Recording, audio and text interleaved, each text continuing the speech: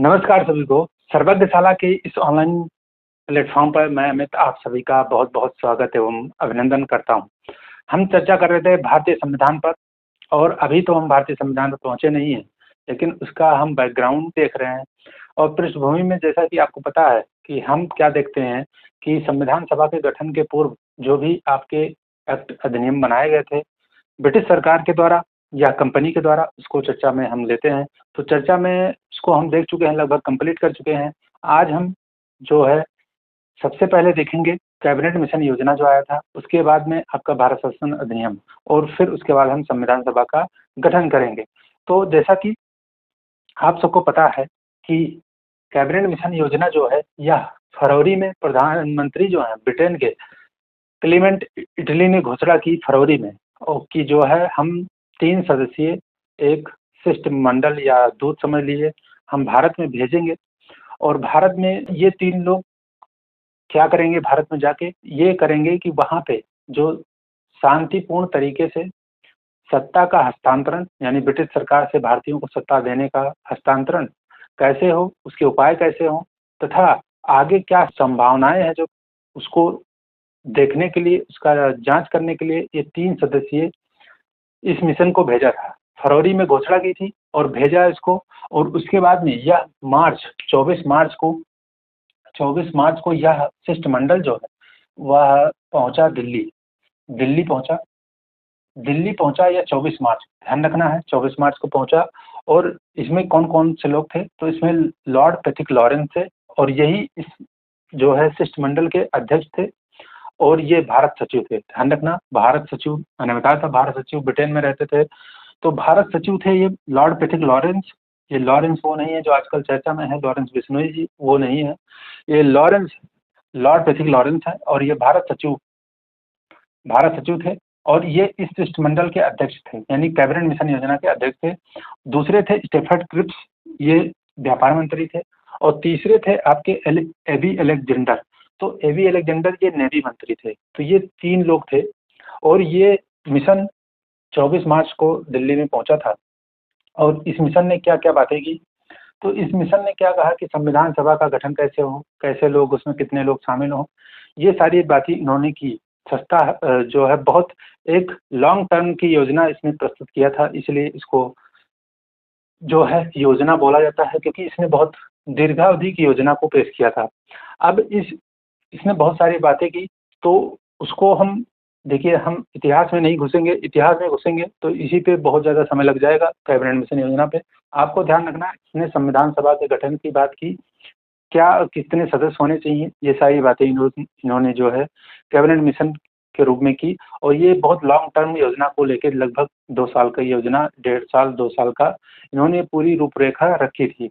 अब इसमें जो इम्पोर्टेंट फैक्ट हैं उनको हम बताएंगे। जैसे 6 जून 1946 को इस लॉन्ग टर्म योजना को मुस्लिम लीग ने स्वीकार किया। मुस्लिम लीग ने स्वीकार किया, और उसके बाद में आपका 24 जून को कांग्रेस ने स्वीकार किया। कांग्रेस ने तो 24 जून को कांग्रेस ने, और आपका 6 जून को मुस्लिम लीग ने इस लॉन्ग टर्म जो इसने प्रारूप ड्राफ्ट प्रस्ताव तैयार किया था उसको स्वीकार किया। अब जुलाई में संविधान सभा के गठन हेतु प्रांतीय चुनाव हुए। जुलाई 1946 संविधान सभा के गठन हेतु प्रांतीय चुनाव हुए। प्रांतीय कहाँ से कैसे लेना है, प्रांतीय व्यवस्था का जो व्यवस्थापिका है उसमें चुनाव हुए। उसके बाद में चुनाव होने के बाद में 29 जुलाई 1946 को मुस्लिम लीग ने इस जो प्रस्ताव का था, कैबिनेट मिशन योजना का जो प्रारूप था, प्रस्ताव था, उसको अस्वीकार कर दिया। और उसने कहा कि हम जो है अब 16 अगस्त को प्रत्यक्ष कार्यवाही, 29 जुलाई को यह इसको अस्वीकार किया, किसने, मुस्लिम लीग ने 29 जुलाई 1946 को, और बताया कि हम 16 अगस्त को क्या मनाएंगे, प्रत्यक्ष कार्यवाही, यानी डायरेक्ट सेक्शन का जो है हम करेंगे डायरेक्ट क्वेश्चन। और इसमें मुस्लिम लीग जो है अलग जानते ही होंगे, आप मांग कर रहा था। तो 16 अगस्त 1946 को 16 अगस्त 1946 को भीषण दंगे हुए। बहुत सारे लोग, लगभग 5,000 लोग इसमें मारे गए 16 अगस्त 1946 को। यह बहुत विध्वंसकारी घटना थी। और इसमें जो है सबसे ज़्यादा जो प्रभावित क्षेत्र थे वो आपके कलकत्ता हुए, सिलाट हुआ, आपका बिहार हुआ, त्रिपुरा हुआ, ये सब क्षेत्र बहुत प्रभावित थे इससे। तो यह घटना 16 अगस्त 1946 को एक सांप्रदायिक दंगे के रूप में हुई।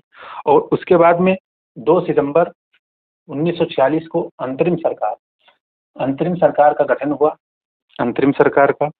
और उसके बाद जब सरकार गठित हो गई, तो जब संविधान सभा के गठन की बात हुई, बैठक बुलाई गई, तो उसमें क्या हुआ कि बहुत एक नाटककारी घटना हुई कि उसमें जो है, जो संविधान सभा की बैठक बुलाई गई, तो उसमें मुस्लिम लीग ने उसको मना कर दिया कि हम जो है बैठक में नहीं शामिल होंगे। लेकिन उस समय जो वायसराय थे लॉर्ड वेबल, उन्होंने झूठ झूठ तरीके से बोल दिया कांग्रेस से कि मुस्लिम लीग ने भी एक्सेप्ट किया है कि हम जो संविधान सभा की बैठक होगी पहली, उसमें हम शामिल होंगे। तो यह झूठ बोलकर बुलाई गई बैठक। और बैठक में 9 दिसंबर 1946, ध्यान रखना, 9 दिसंबर 1946 को यह बैठक हुई। 9 दिसंबर 1946 को यह बैठक हुई। और इसमें चूंकि झूठ बोला गया था तो मुस्लिम लीग उपस्थित नहीं हुई। और इसमें बेवल भी बहुत बुरे फंस गए कि बेचारे कि झूठ बोल गए। तो इस तरीके की घटना वहाँ पे देखने को मिली। लेकिन 9 दिसंबर 1946 को ही आपके जो सच्चिदानंद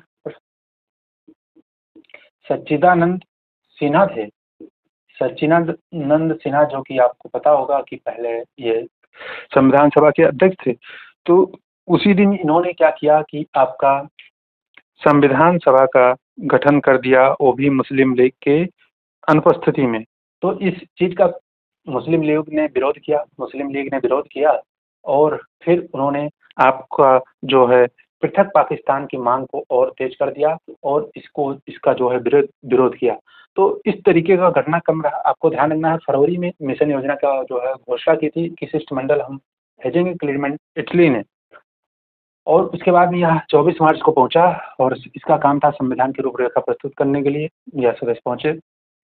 इसमें यह भी था कि आपका शांतिपूर्ण तरीके से सत्ता का हस्तांतरण हो और उसमें क्या उपाय हो, क्या संभावनाएं हो, इस तरीके की कार्य इसको करने थे। तो ये बातें आपको ध्यान रखना है। 3 सदस्य थे, इसको भी ध्यान रखना है। 3 लोग शामिल थे इसमें, कौन कौन था इसको ध्यान रखना है। अब हम संविधान सभा को गठित करने से पहले मैं एक बार भारतीय स्वतंत्रता अधिनियम 1947 भी देख लेते हैं इसी क्रम में। तो इसमें यह 20 फरवरी 1947 को फिर वही प्रधानमंत्री हैं ब्रिटेन में, क्लेमेंट इटली। तो इन्होंने घोषणा की कि 30 जून को भारत जो है स्वतंत्र घोषित कर दिया जाएगा। यानी 30 जून को भारत से ब्रिटिश शासन का समाप्ति किया जाएगा, उसको खत्म किया जाएगा, ब्रिटिश शासन समाप्त हो जाएगा। 20 फरवरी को घोषणा की। और 3 जून 1947 को ब्रिटिश सरकार का फिर स्पष्टीकरण आया कि संविधान सभा द्वारा निर्मित संविधान उन क्षेत्रों में लागू नहीं होगा जो इसे अस्वीकार कर देंगे। आपको पता चल चुका है कि यह 3 जून 1947 को यह स्पष्टीकरण था। संविधान सभा गठित हो चुकी है, लेकिन इसको मैं इसी क्रम में भारतीय स्वतंत्रता अधिनियम को मैं बता दे रहा हूँ एक साथ में।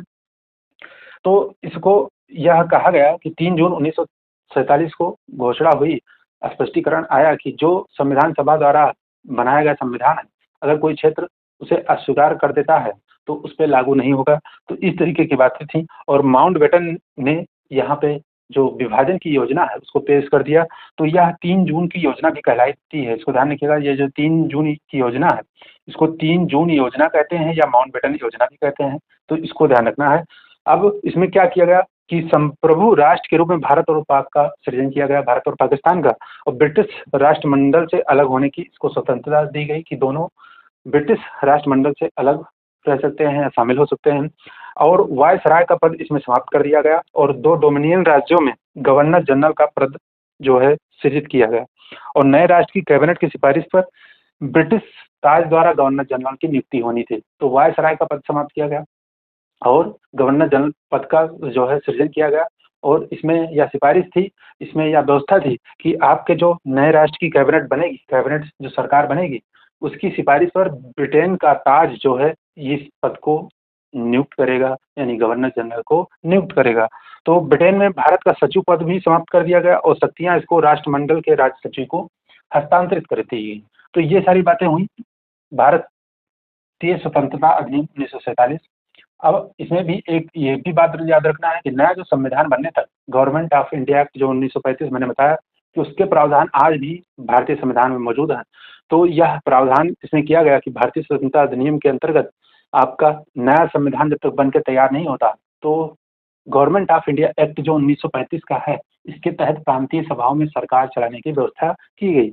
अब भारत के गवर्नर जनरल और प्रांतीय गवर्नरों को राज्य का संवैधानिक प्रमुख बनाया गया और राज्य के मंत्रिपरिषद के परामर्श पर कार्य करेगा, यह ऐसी व्यवस्था की गई। यानी भारत के गवर्नर जनरल तथा प्रांतीय गवर्नरों को राज्य का संवैधानिक प्रमुख, जैसे आज होता है राज्य में संवैधानिक प्रमुख कौन है, आपके राज्यपाल हैं, गवर्नर हैं, वैसे ही यह व्यवस्था की गई। और जैसे आज व्यवस्था है कि मंत्रिपरिषद के सलाह पे गवर्नर काम करते हैं, ऐसे केंद्र में देखिए आपके राष्ट्रपति कार्य करते हैं, तो वही व्यवस्था यहाँ पे है। भारत के गवर्नर जनरल और प्रांतीय गवर्नरों को राज्य का संवैधानिक प्रमुख बनाया गया और राज्य के मंत्रिपरिषद के परामर्श पर कार्य करेगा, ऐसी व्यवस्था की गई। इसमें शाही उपाधि से भारत का सम्राट जो शब्द था उसको समाप्त कर दिया गया और राज्य सचिव द्वारा सिविल सेवा में नियुक्तियां करने एवं पदों को में आरक्षण करने की प्रणाली भी समाप्त कर दी गई। तो माउंटबेटन नए डोमिनियन भारत के प्रथम गवर्नर जनरल बने, जबकि वहाँ पे बने थे पाकिस्तान के बने थे मोहम्मद अली जिन्ना, और भारत के बने आपके माउंटबेटन यही बने रहे माउंटबेटन। तो माउंटबेटन ये गवर्नर जनरल बने, प्रथम गवर्नर जनरल डोमिनियन भारत के, और साथ में जैसा कि जवाहरलाल नेहरू प्रधानमंत्री बने और इनको इन्होंने शपथ दिलाई। तो इस तरीके से आपको पता है 1946 में अंतरिम सरकार भी बनी थी, उसमें प्रधानमंत्री जवाहरलाल नेहरू थे और उसके बाद में आपका स्वतंत्रता के बाद जो है भी सरकार बनी। तो ये सारी बातें थी अब इसके पहले की। अब हम आएंगे सीधा संविधान सभा पे। संविधान सभा का गठन करेंगे। तो संविधान सभा का जो है गठन करने से पहले मैं कुछ पॉइंट बताऊंगा जिसको आपको ध्यान रखना है, इंपॉर्टेंट है एग्जाम की दृष्टि से, कि संविधान सभा की पहले मांग सबसे पहले किसने की। तो सबसे पहले मांग की थी 1895 में, पहली मांग थी बाल गंगाधर तिलक द्वारा की गई थी और स्वराज पत्रिका में स्वराज बिल या विधेयक के नाम से इसको रखा गया था। और यह पहली अनौपचारिक यानी अनऑफिशियल डिमांड थी, तो इसको ध्यान रखिएगा। उसके बाद 1922 में महात्मा गांधी जी के द्वारा यंग इंडिया जो उनकी पत्रिका आती थी, यंग इंडिया में उन्होंने मांग की थी। 1924 में मोतीलाल नेहरू जी ने मांग की थी। उसके बाद 1934 में एम.एन. रॉय ने पहली ऑफिशियल मांग यानी औपचारिक मांग की थी, एम.एन. रॉय ने, तो इसको ध्यान रखना है। फिर 1935 में कांग्रेस द्वारा आधिकारिक रूप से मांग की गई। उसके बाद 1938 में जवाहरलाल नेहरू ने कहा कि जो संविधान का निर्माण होना चाहिए वह वयस्क मताधिकार के आधार पर चुनी हुई जो संविधान सभा है उसके द्वारा होना चाहिए। तो यह बात जो है 1938 में कही जवाहरलाल नेहरू ने और इस बात को ब्रिटिश सरकार ने स्वीकार किया। और आपको पता है 1940 में अगस्त प्रस्ताव जो वायसराय लिथगो ने रखा था, कहा था कि संविधान बनाना भारतीयों का अधिकार है। तो लिथगो के अगस्त प्रस्ताव में यह बात ब्रिटिश सरकार ने स्वीकार कर ली। तो ये इतनी बातें अभी तक की। आपको संविधान सभा के गठन की मांग कब कब की गई ये भी इम्पोर्टेंट है, आपको याद रखना है। उसके बाद हम अब आएंगे संविधान सभा का गठन। आपको मैंने बता दिया 9 दिसंबर 1946 को किया गया था मुस्लिम लीग की अनुपस्थिति में। इसी दिन आप मान लीजिए पहली बैठक भी मान लीजिए, इस दिन इसका गठन भी हुआ। तो अब इसकी आगे की चर्चा हम आगे देखते हैं। तो अब आगे हम देखते हैं कि जो आपके संविधान सभा में कितने मेंबर थे और उसके बाद में कहाँ कहाँ से कैसे मेंबर थे, मेंबरों का जो है वर्गीकरण कैसे किया गया था, चुनाव कैसे हुए, कब क्या हुए, तो ये सारी चर्चा हम देखते हैं। तो अब जैसे मान इसमें अगर टोटल मेंबर की बात करें संविधान सभा में 389 थे और यह कैबिनेट मिशन योजना के प्रारूप के अनुसार कैबिनेट मिशन जो था, कैबिनेट मिशन योजना के आधार पर ही 389 मेंबर का जो है चुना गया था।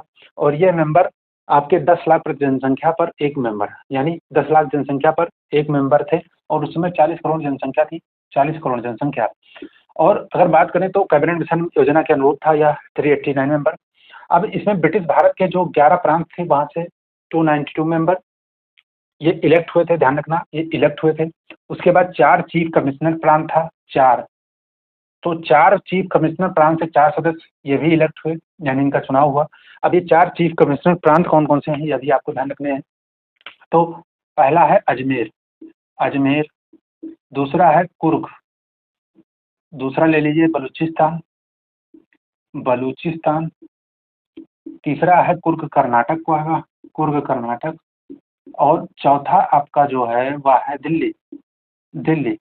तो ये जो 4 थी कमिश्नर प्रांत है, यहाँ से एक एक सदस्य यानी 4 सदस्य, इनको आप ऐसे याद रख सकते हैं ABCD, यानी ए से अजमेर, बी से बलूचिस्तान, सी से कुर्ग कर्नाटक कर लीजिए, डी से दिल्ली। तो 4 चीफ कमिश्नर प्रांत से 4 सदस्य थे। आप ध्यान रखना टोटल 389 मेंबर हैं। 389 मेंबर में 292 प्लस 4 यानी 296 मेंबर का इलेक्शन हुआ, यानी इलेक्ट हुए। इलेक्टेड मेंबर, इलेक्टेड मेंबर कितने हैं? 296। बचे कितने? 93, 93 ही बचेंगे, 93। तो ये जो 93 है ये नॉमिनेटेड मेंबर, नॉमिनेटेड यानी इनको मनोनीत किया गया है। और ये देसी रियासतों के प्रतिनिधि थे, यानी जो देसी रियासतें थी जहाँ पे राजा महाराजा होते थे, वहाँ की रियासतों से 93 मेंबर थे और ये नॉमिनेटेड थे, इसको आप ध्यान रखना है। उसके बाद बात करें अगर अनुसूचित जनजाति यानी ST कैटेगरी से कितने लोग थे, तो ST कैटेगरी के, अब बाकी ये जो विभाजन है, जैसे अगर बात करें कि ये बात आपको अच्छे से याद रखनी है क्योंकि ये विभाजन इंपॉर्टेंट है। आपसे पूछा जा सकता है कितने सदस्यों का इलेक्शन हुआ और कितने का नॉमिनेशन हुआ।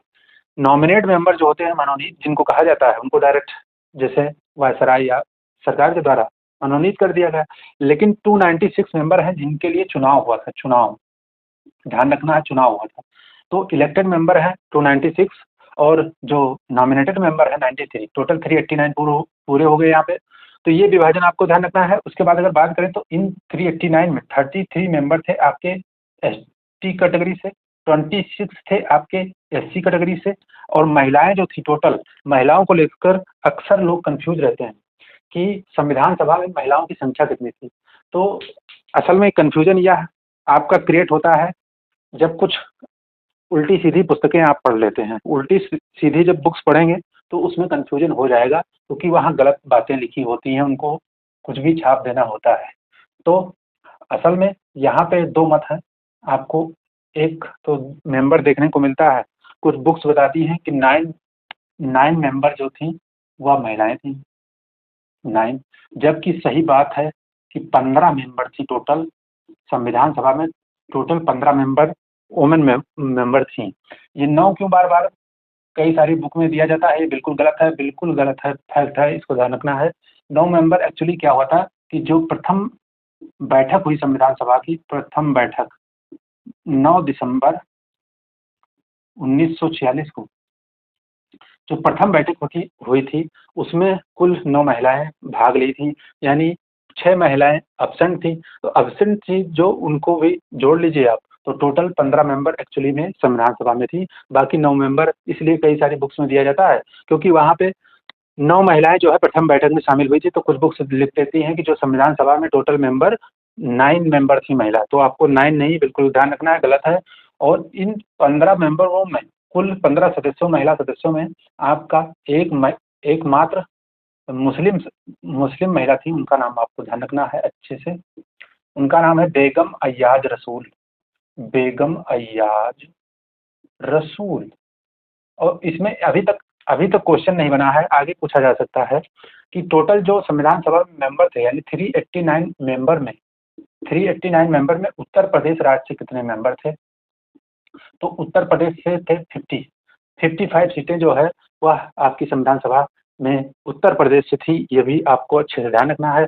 और जो ये चुनाव हुए या एकल संक्रमणीय मत पद्धति से आपका इनडायरेक्ट चुनाव हुआ था, ये भी आपको ध्यान रखना है। अगर बात करें इसमें तो सीटों का निर्धारण कैसे किया गया था, यह भी इम्पोर्टेंट फैक्ट है। सीटों का निर्धारण कैसे किया गया था, जैसे सीटें इसमें कैसे कैसे थी, तो बात करें जैसे आज होती हैं सामान्य जो है रिजर्व, इस तरीके की सीटें होती हैं चुनाव जब होता है, तो उसी प्रकार का अगर बात करें तो जनरल जो सीट थी 213 यह सामान्य सीट थी, और बाकी मुस्लिम के लिए थी आपकी 79। उसके बाद सिख के लिए थी 4 सीट। तो यह भी आपको ध्यान रखना है। टोटल आपका अगर काउंट करेंगे तो यह वही लगभग आपका कितना हो जाएगा, जो इलेक्टेड सीटें थी 296, हाँ 296 जो इलेक्टेड सीटें थी उतनी ही होंगी, आपको ध्यान रखना है। तो आप बात करें, अगर बात करें तो इसमें आपको ये चीज़ें ध्यान रखनी है, 213 सामान्य, मुस्लिम 79 और सिख 4। अब जब चुनाव हुआ, तो चुनाव के परिणाम क्या रहे, तो कांग्रेस को 208 सीट मिली, मुस्लिम लीग को, मुस्लिम लीग है यहाँ ध्यान रखिएगा, मुस्लिम लीग को 73। वहीं बात करें निर्दलीय 8, निर्दलीय 8, जबकि 7 सीट मिली थी क्षेत्रीय पार्टियों को। तो आपको यह भी ध्यान रखना है। उसके बाद जब यह चुनाव हो गया, चुनाव परिणाम आ गए, तो 2 सितंबर 1946 को चुने हुए सदस्यों के द्वारा अंतरिम सरकार का गठन किया गया था। अंतरिम सरकार यानी इंटरिम गवर्नमेंट का गठन किया गया कब, 2 सितंबर 1940। यह आपको ध्यान रखना है। जो ये संविधान सभा के सदस्यों के लिए जो चुनाव हुए, उसी चुनाव के बाद परिणाम जो आया, मैंने बताया 208 सीट आपका कांग्रेस को मिला, मुस्लिम लीग को मिला 73 सीट, 8 आपके निर्दलीय थे, 7 आपके जो है क्षेत्रीय पार्टियां थी। तो इस तरीके से जब रिजल्ट आया, तो रिजल्ट आने के बाद में ये जो सदस्य थे, इन्हीं के द्वारा अंतरिम सरकार का गठन किया गया। अब अंतरिम सरकार में आपको ध्यान रखना है, प्रधानमंत्री जवाहरलाल नेहरू बनेंगे, और इनको जो विभाग मिला, विभाग मंत्रालय समझ लीजिए विभाग, तो राष्ट्रमंडल संबंध तथा विदेशी मामले मिला जवाहरलाल नेहरू को, और सरदार पटेल को मिला गृह, सूचना एवं प्रसारण, यानी होम अफेयर्स आप कह सकते हैं। आज के जो आपके गृह मंत्रालय होते हैं, होम अफेयर्स मिनिस्टर होते हैं, उस तरीके का। और डॉक्टर राजेंद्र प्रसाद खाद्य एवं कृषि मिला था, और जॉन मथाई को उद्योग और नागरिक आपूर्ति, और जगजीवन राम जो थे वो श्रम विभाग मिला था, और सरदार बलदेव सिंह को रक्षा मिला था, और उसके बाद में सी एच बाबा है कार्य खनन एवं ऊर्जा मिला, और लियाकत अली खां है वित्त मिला, और अब्दुल रब निस्तार, इनका नाम ध्यान रखना है डाक एवं वायु। अब इसमें फैक्ट हैं, बताइए आप, इसमें क्या समझाने वाली कोई बात नहीं है, फैक्ट हैं। और जब हम उतरेंगे, आपके अभी संविधान में हम उतरे नहीं, जब संविधान में उतरेंगे तो वहाँ डिटेल में चर्चा होगी। तो आसफ अली, इनको रेल एवं परिवहन, उसके बाद सी राजगोपालाचारी शिक्षा एवं कला, उसके बाद में आई चुंदरीगर, आई नाम बहुत प्यारा है, आई चुंदरीगर, चुंदरीगर, चुंदरीगर, ठीक है ध्यान रखिएगा, चुंदरीगर है, आई चुंदरीगर, ये वाणिज्य था। और फिर है गजनफर अली खां, ये स्वास्थ्य मंत्रालय, स्वास्थ्य विभाग मान लीजिए। और फिर है जोगेंद्र नाथ मंडल, इनको विधि विधि विभाग मिला था। तो ये विभाग भी आपको ध्यान रखने हैं, विभाग भी इम्पोर्टेंट है। अगर बात करें तो अंतरिम सरकार के जो ये सदस्य बने, ये जो वायसराय की परिषद होती थी, वायसराय की परिषद, उसके भी सदस्य बने। वायसराय की परिषद में ये अंतरिम सरकार के जो सदस्य थे, ये बने वायसराय परिषद के सदस्य। लेकिन जो इस परिषद थी, इस परिषद का प्रमुख वायसराय ही बना रहा, वायसराय ही बना रहा। मैंने कई बार बताया है, काउंसिल जो थी वायसराय की काउंसिल, उसमें जो ये अंतरिम सरकार के जो ये सदस्य थे, वो वायसराय की परिषद के सदस्य बन गए, लेकिन उसका जो मुखिया यानी अध्यक्ष रहा, वो वायसराय ही रहा। और लेकिन इसके उपाध्यक्ष जो बनाए गए, उपाध्यक्ष वह थे जवाहरलाल नेहरू, यानी JL नेहरू। तो ये बात भी आपको अच्छे से ध्यान रखनी है। तो आज की चर्चा को हम यही देंगे विराम। ये आज तो ज़्यादा फैक्चुअल चीज़ें थी, अभी आगे हम इसमें बात करेंगे संविधान सभा की जब प्रथम बैठक होगी, द्वितीय बैठक होगी, उसके बाद संविधान के निर्माण की प्रक्रिया शुरू होगी, ड्राफ्ट कमेटी, प्रारूप समिति की चर्चा करेंगे, कुछ और प्रमुख समितियां हैं उनकी चर्चा करेंगे।